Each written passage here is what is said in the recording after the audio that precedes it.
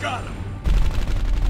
Spec Ops: The Line is a third-person military-themed shooter with a focus on a dark and mature narrative, which follows a squad of Delta Force operators into Dubai on a rescue mission.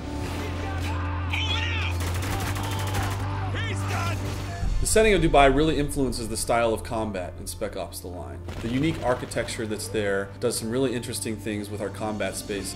We draw a lot of inspiration of the way things were built there, like the scale is just really over the top. And as an art team, we use that to translate it into our game environment. So all the spacing is bigger, everything is a little bit more grand and spectacular. The city's been covered with millions of tons of sand. It really provides sort of a very new and fresh combat experience.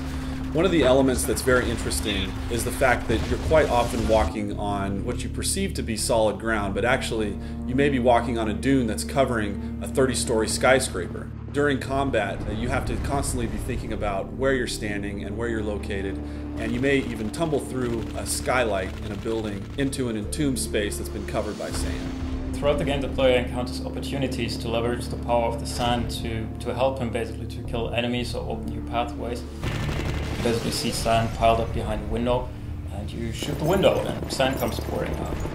So there's a number of locations in the game where out of the narrative grew an opportunity for us to let the player make a choice. This is a test.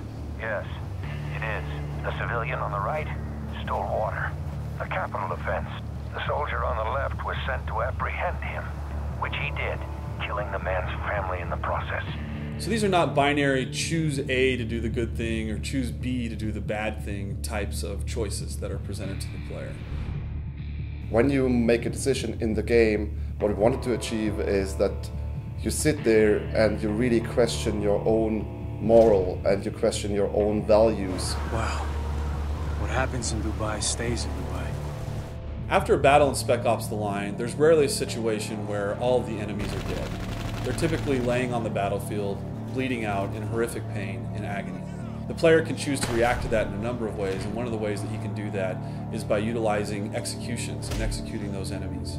Since Spec Ops: The Line is a realistic shooter and you're up against humans with guns, it was always very important for us to make sure that there is enough variety in gunplay and in enemy behavior. So we created all those different enemy types to make sure that there's always enough variety and fun to fight those guys. It was too close, Walker.